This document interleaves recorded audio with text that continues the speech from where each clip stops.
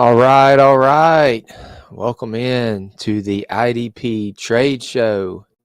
This is week 2 now. I think we recorded a couple weeks ago, so this will be the second iteration of the IDP Trade Show for the 2025 season as we approach what is, going to be the trade deadline for most of our fantasy football leagues. I know a lot of leagues have those coming up here pretty soon. I know the NFL trade deadline is gone. That was such a fun day. It seemed to be way more active than it has been in the past. But glad you guys are jumping in here. Again, like I said, welcome. The objective of this is throw your trades in here. We've got some from Twitter, from Reddit, from some of our leagues that we will go over. But if you have any that you want to throw in, make sure you make a comment. Throw it in the comment section, and I will break it down live for you.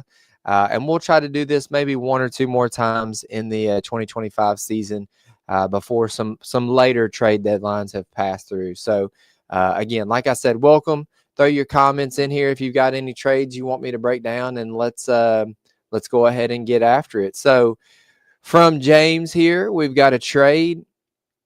He traded away his 26th first. He says he's currently in first place, so expect it will be in the 9-12 range. Congratulations.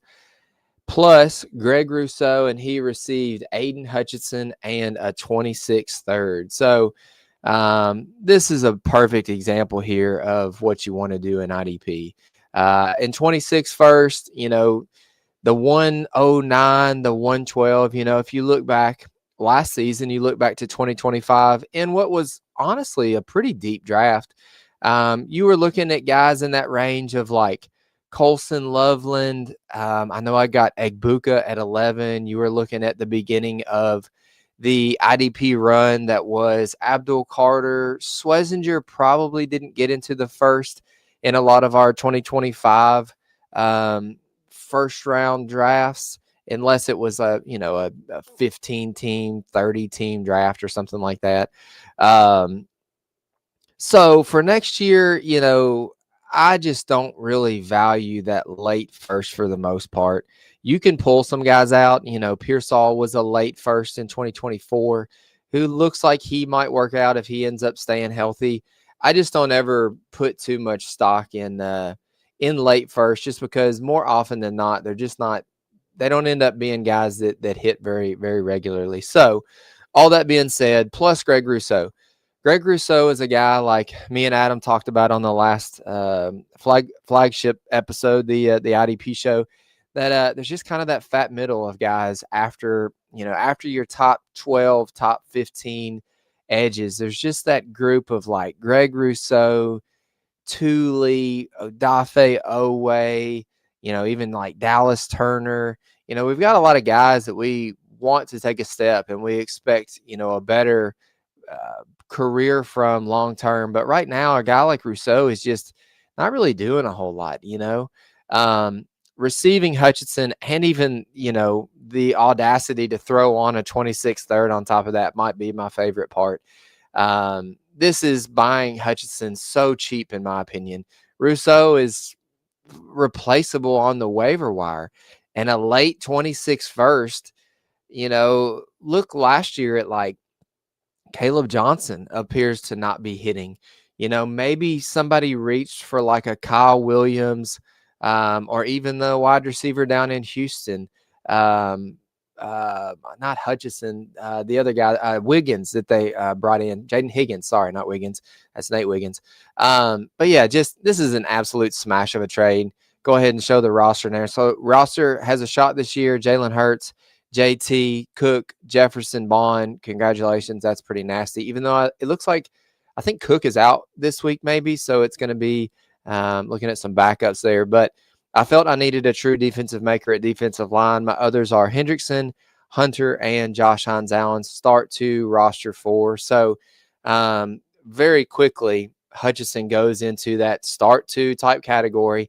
And then you have that rotational option of Hendrickson, Hunter, and Josh Hines-Allen. Daniil should probably have a better second half of the season. I was really hoping Trey Hendrickson would be would be moved on from. And then Josh Hines Allen is just an awesome little situation to have there.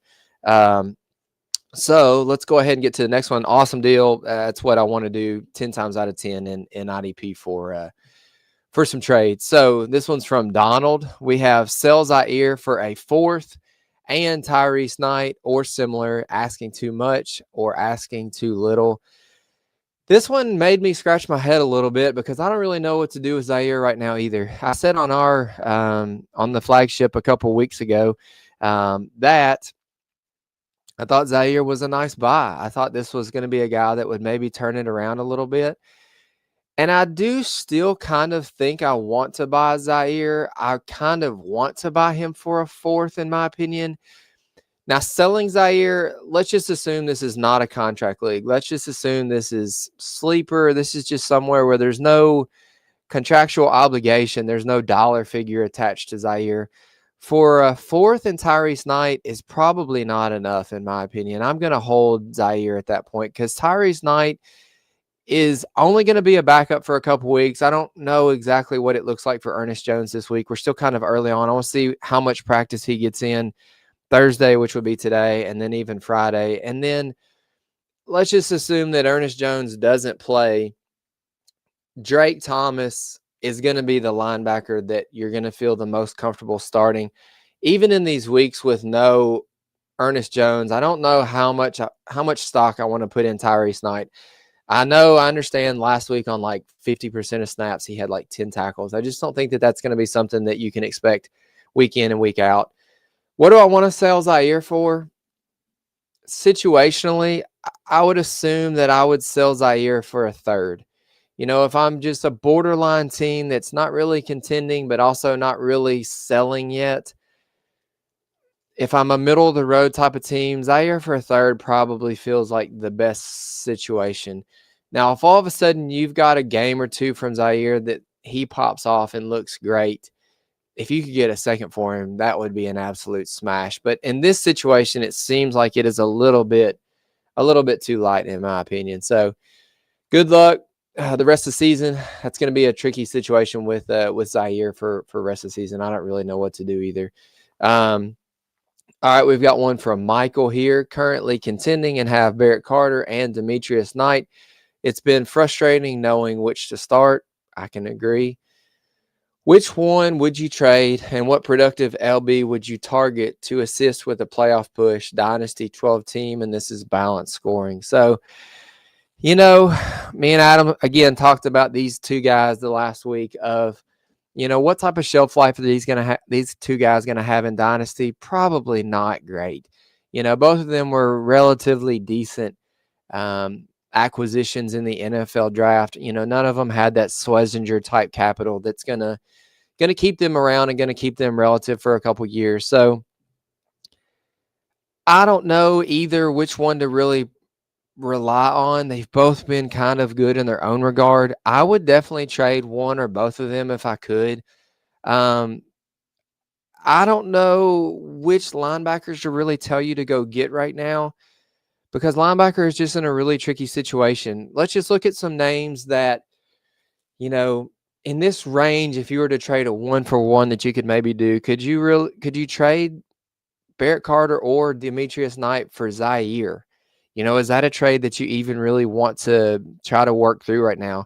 Could you go get a guy like Zach Bond? Bond's been okay, but he has not been great. Could you trade both of those guys for Zach Bond? That might be even something that I would want to float.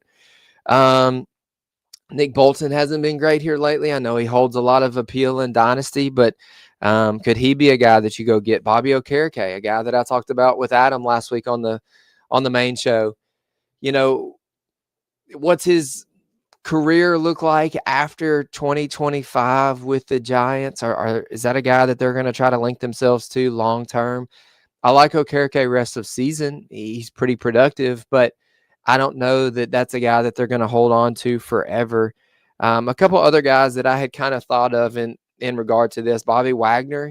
Wagner's been playing really good, but if you're a team that's contending and you don't really need some, dynasty piece for the long term, if you really just need somebody who can plug and play and get you some points in 2025, Bobby Wagner would be a smash. Nate Landman, shout out Josh. I traded Landman to Josh, and I kind of hated it. Preseason, I thought, I just don't know what type of production Landman is going to be, but he's been awesome. He's been really productive. Has been a guy that I've regretted trading just from a points per game perspective. Landman has been awesome. Another guy that I talked about with Adam on the last week's episode, go back and watch or listen if you haven't. Obviously, I've plugged it a lot here.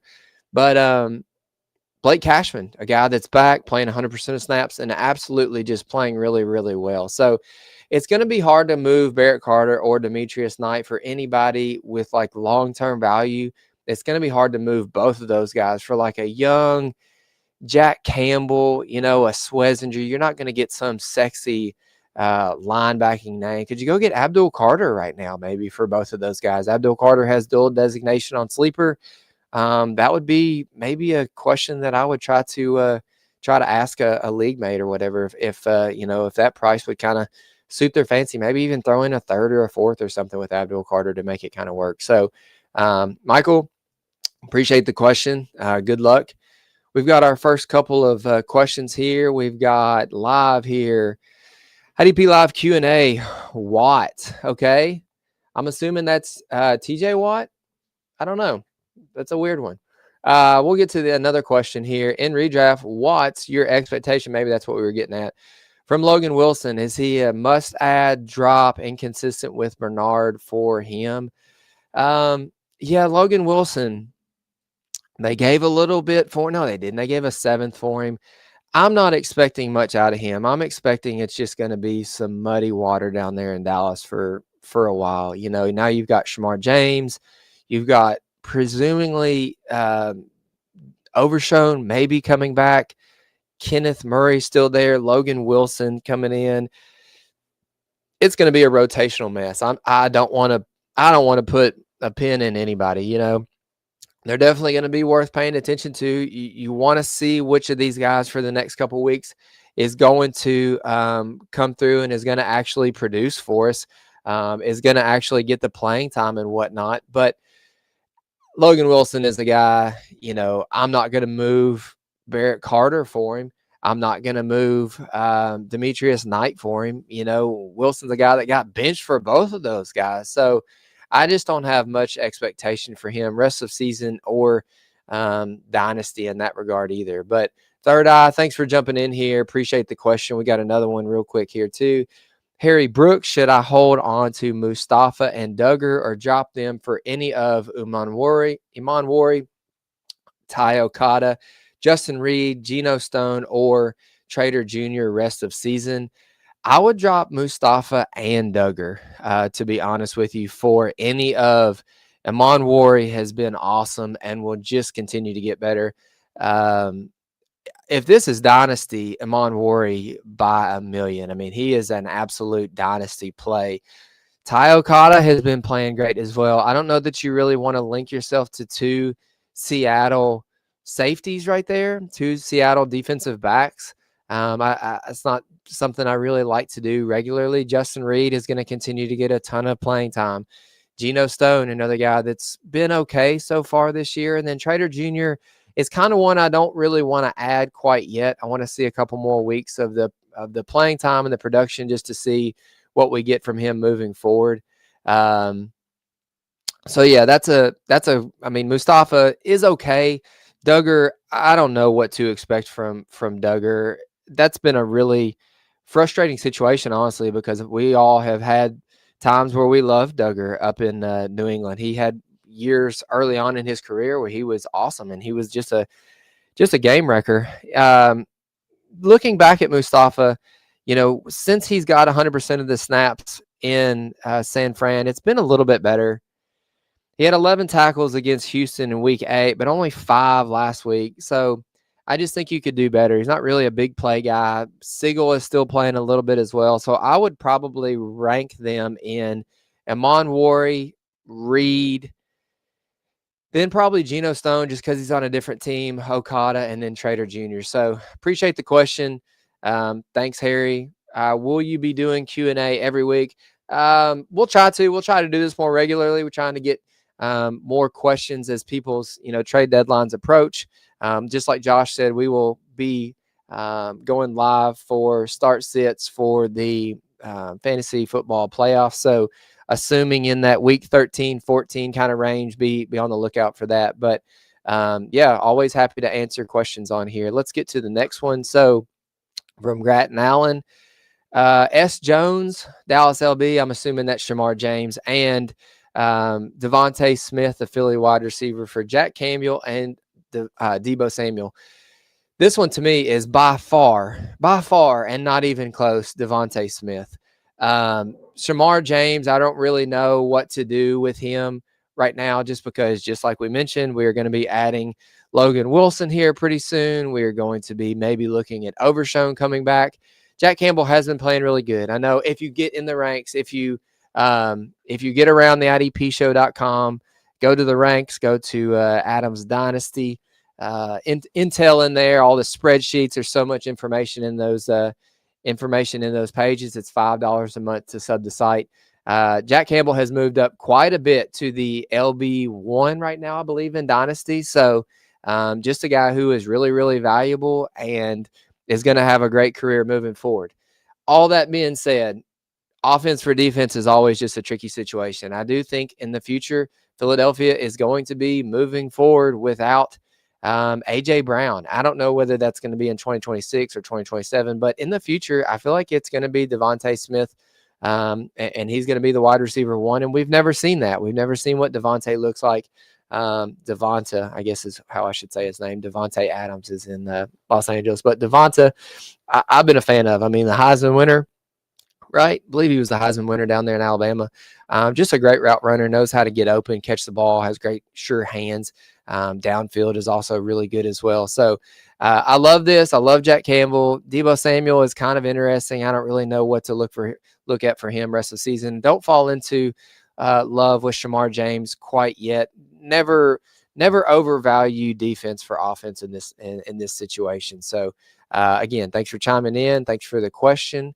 Always here to help when we can. We got one here from Matt. What would you guys trade Devin White for? For anything. I would trade him for anything. I would trade him for, Nick Amon-Wari is the name that I would trade him for. Dallas Turner is the name that I would trade him for. If you could go get like a Trayvon Walker, I would trade him for that. If you could get a good defensive tackle, I would trade him for a really good defensive tackle in some situations. Could you go get a DeForest Buckner for a Devin White? I just think Devin White's played really good this year, way above his pay grade, in my opinion.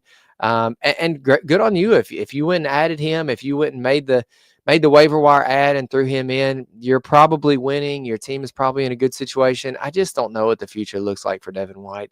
It's just not going to be that great. So you're never going to be able to trade a Devin White for a guy like Jack Campbell straight up. Maybe you could add Devin White plus a second for Jack Campbell. Maybe you could add Devin White plus a second for Abdul Carter. Maybe see if you can move a very usable linebacker right now in Devin White to go get a better edge, to go get, I would even maybe look at like a Malachi Starks, look at like one of these elite Brian Branch, Antoine Winfield, Tyke Smith. Go get you a really, really good player at at the defensive back position, or potentially even maybe the edge position.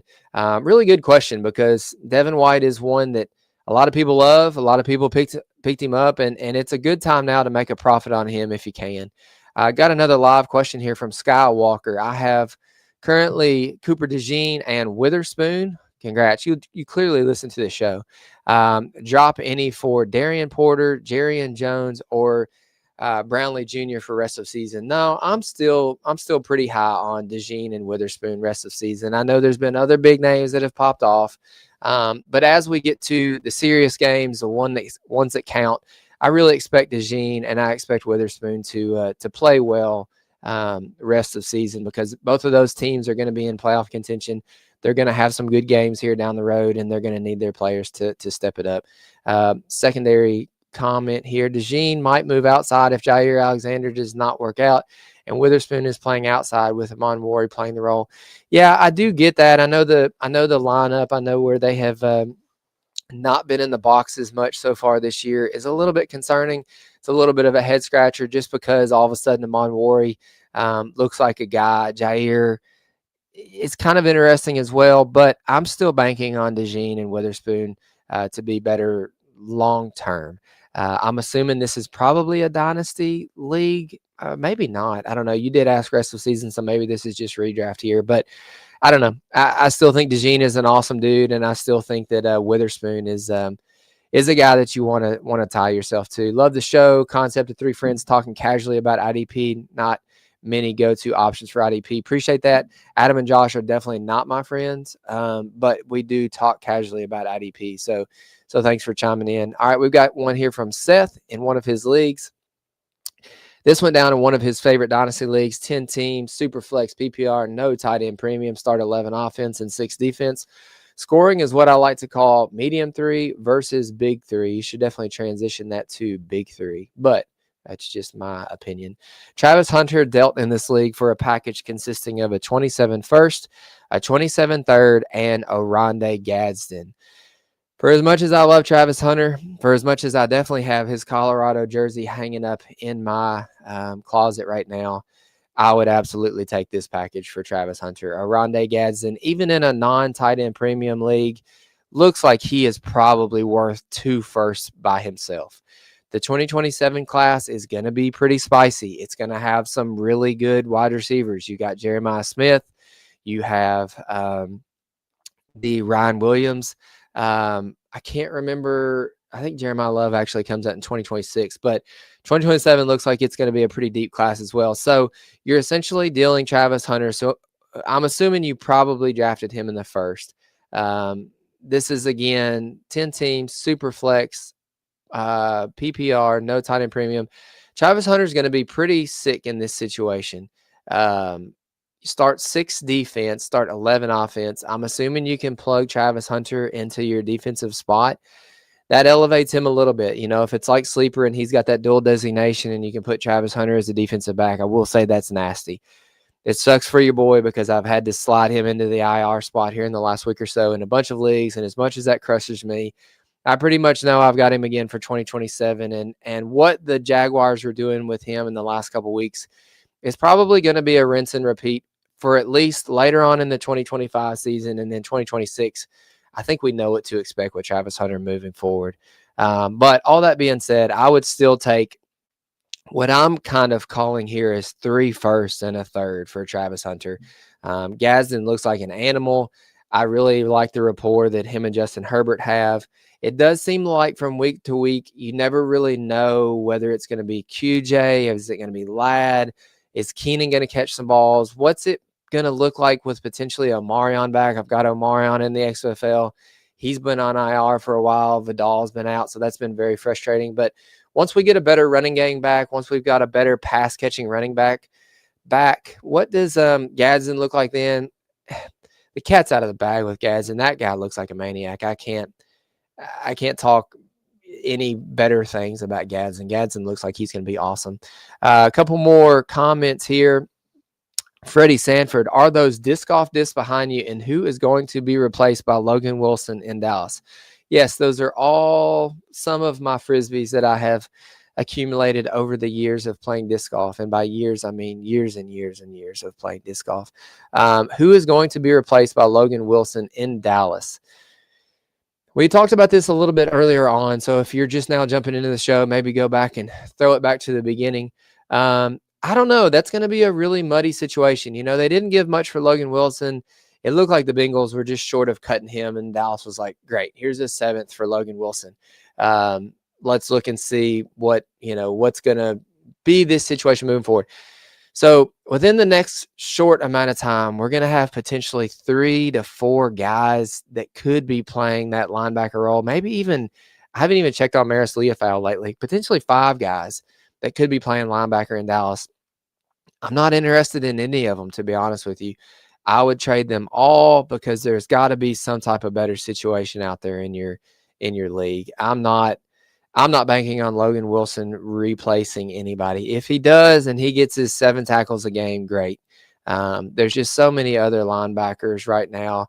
At this point in the season, it is crucial for us to get linebacker right, to get your points per game right, to actually, pick up and start those guys that are going to get us the points that we can rely on week in and week out.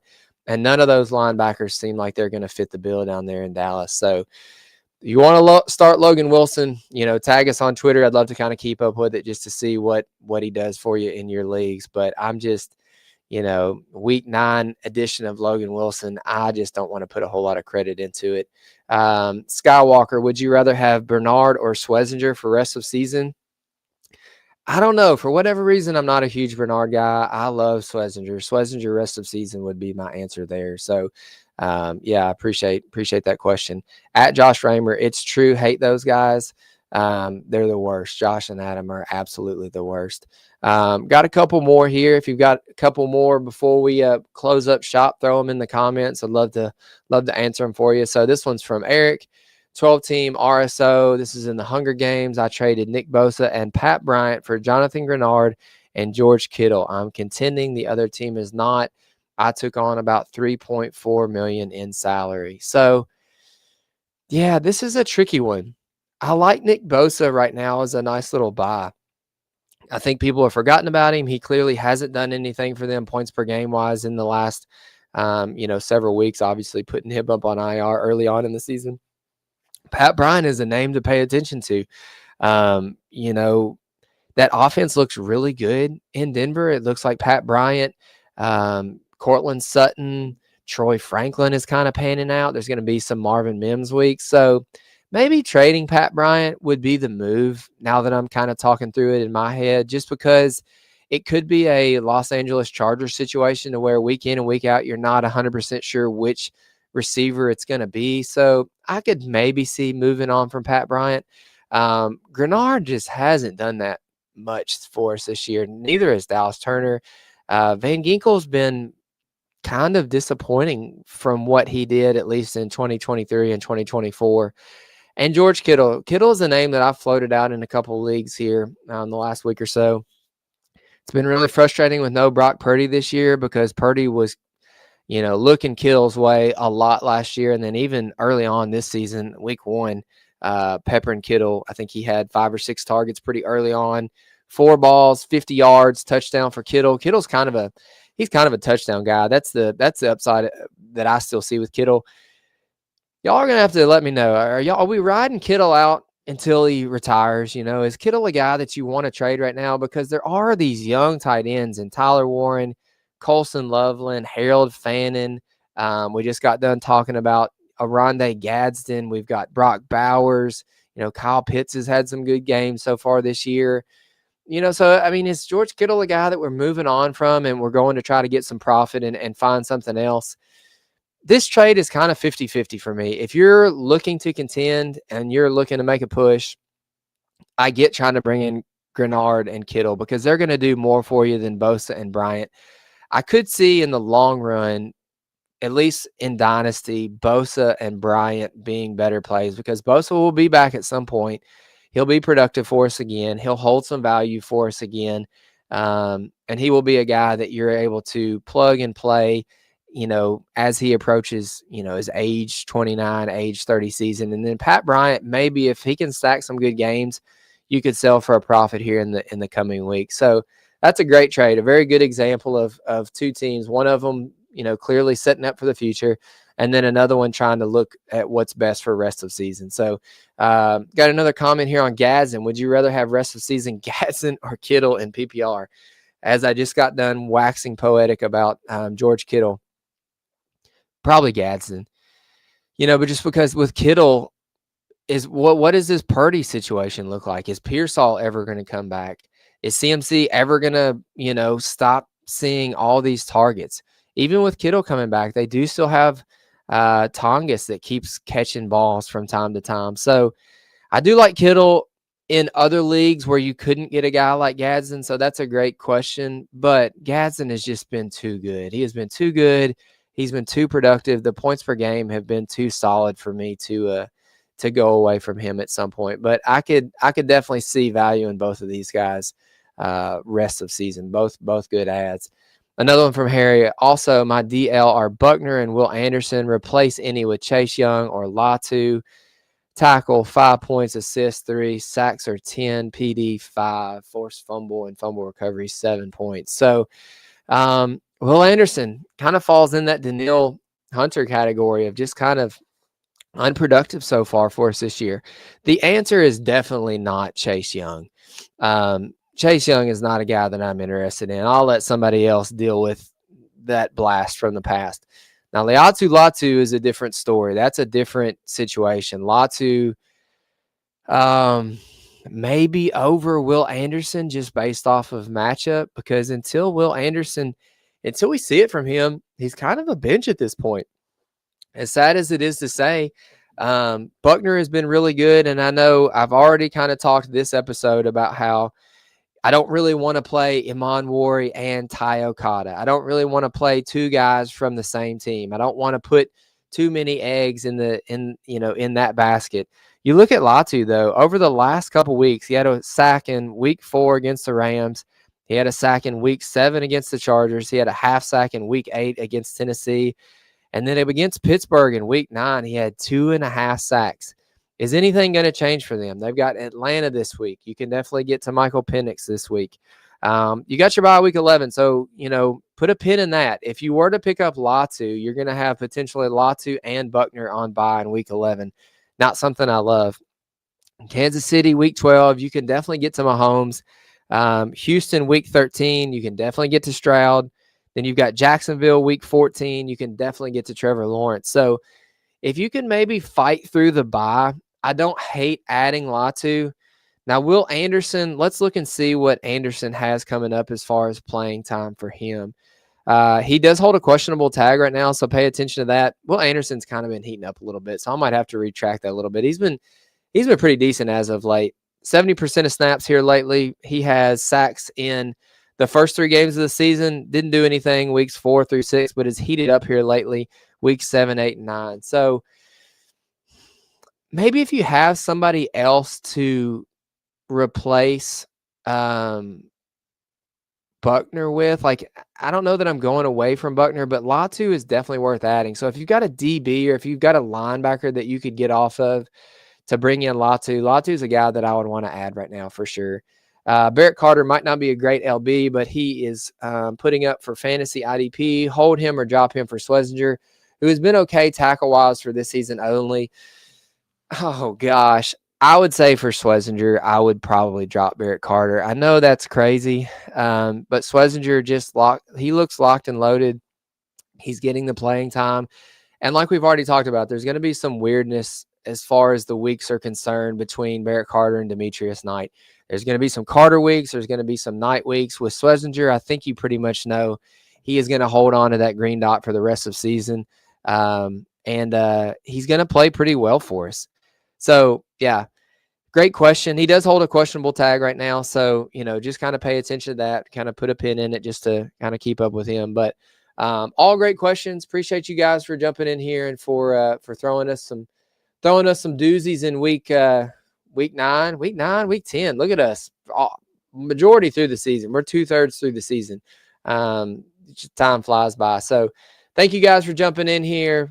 Go to the idpshow.com, grab you a sub, get in the dynasty ranks, get in the tools, read the articles, get on the YouTubes and watch all of our beautiful faces talk from one week to the next, me and Adam and Josh.